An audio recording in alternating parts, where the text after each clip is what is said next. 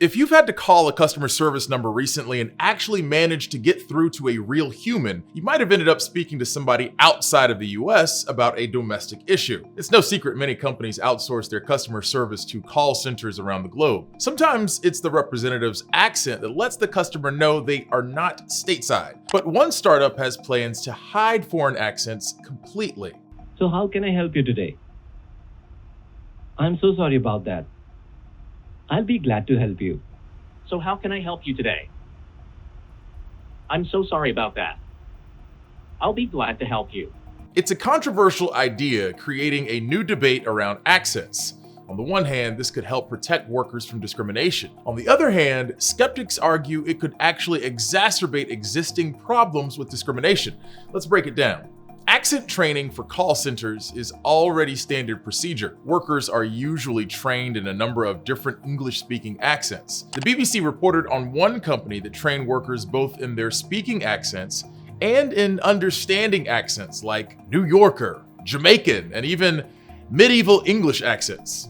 You know, just in case. So one of the apparent benefits to using tech that neutralizes accents means it could save companies from a rigorous training process. The other major goal is protecting workers from discrimination. One of the founders of Sonos, who is a former call center worker, told The Guardian, "I built this technology for the agents because I don't want him or her to go through what I went through." Unsurprisingly, call centers are magnets for all kinds of accent discrimination from callers. Accents are a huge factor in how we perceive identity and form prejudices. They can be associated with cultural background, nationality, or even class and education. Some research has shown accents can play an even more important role in how we judge someone than how they look. And we can see how we respond to non-native accents differently. In one study, native English speakers rated recordings of different accents saying statements like, "Ants don't sleep."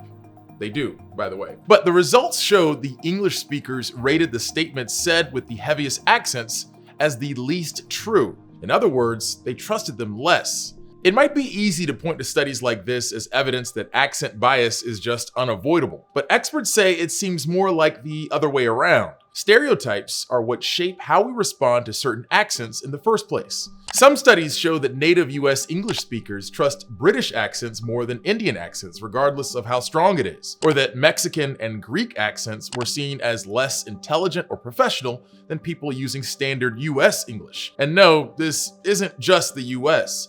Many countries in Europe, like Sweden or Denmark, have dialects referred to as street language or street dialects, but these are often used by immigrant communities and are seen as, quote, less refined. Some language experts suggest exposure to more accents can actually help combat harmful stereotypes, which brings us back to why some critics have raised eyebrows at the call center tech.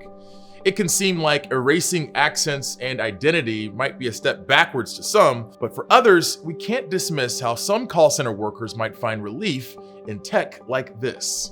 And folks, it's not just call centers. International workers in any number of countries can face similar problems from accent bias. So, national correspondent Kat Sandoval reached out to a range of expats and non-native workers to learn more from their perspective. I work in media.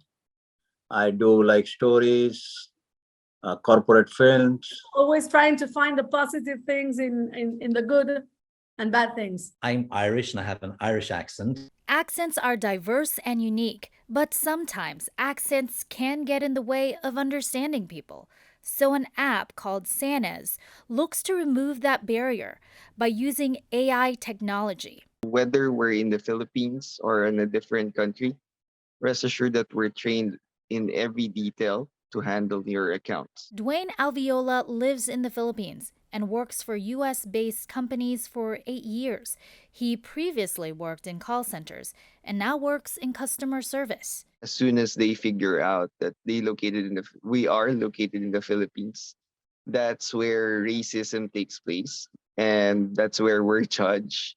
That why aren't jobs offered in the States? Throughout the years of working on call centers, Alviola says he and his coworkers face discrimination and racism on the other end of the call. Different types of curses, but since it's our second language, we don't even mind it. But racism comes in, even if we know that we're not the one being blamed for their experience, but it still hits us the most. Alviola says they're stuck. When he was working in call centers, they're not allowed to hang up, and so they have to be on call until the caller on the other line clicks off. He says accent-altering apps can lead to smoother communication and less verbal abuse. Especially for new graduates who just entered training, then it would help them boost their confidence. That's also one reason why I like the app, because if it was developed just a few years ago when I was starting, I would love it. Others find the SANAS app helpful, especially when cops or hospitals are involved. If there is a law, like cop with a discussion with the cop, with the doctor, mainly, there are a lot of problems with when you communicate with the doctor if you don't know proper English. On the flip side, others argue that apps that take away accents perpetuate racism and discrimination by masking the problem at hand. Accents International founder says there's a way to do things differently. At the conclusion of our program, which is called Powerful Pronunciation, people will still have an accent. We think that's a good thing. An accent is a piece of our cultural and linguistic identity. What they won't have is a communication barrier. Unlike the apps that filter voices, Accents International improves pronunciation through real-time coaching. For example, the vowel-sounding ah used in words like law or daughter can be tough for those not familiar with pronouncing it. So the way we teach it is both what does it look like and what does it feel like? Well, it looks like someone's popped an egg in their mouth. Aw, looks like a perfect oval. Aw. And a person can feel that's perfect. And a person can feel the top of their tongue behind their lower teeth. Aw. So what does it look like? What does it feel like? What does it look like and what does it feel like? Not what does it sound like? Vincent Dixon had a thick Irish accent, but through years of teaching English in France, he learned to communicate more effectively. I think sometimes people feel that their accent makes them lesser or more. And really, it doesn't just make you, it's just who you are. It's like the color of my eyes or the color of my hair. In a world filled with more AI listening, trying to get machines to understand you despite your accent can be especially frustrating. It's very frustrating because I talk to my watch, I talk to my husband is a geek, to my iPod, I talk to my phone, and I have to pass it to my daughter who was born here in Atlanta and ask her to say whatever word it is for Siri to understand me, because sometimes she don't even get me. But ultimately, the goal of accent-changing technology is to create better person-to-person communication in an ever-increasing, globalized world. For me, the key point is not their identity in communication. In the communication, the important thing is the message that you send and the message that you get. Kat Sandoval, Newsy, Chicago.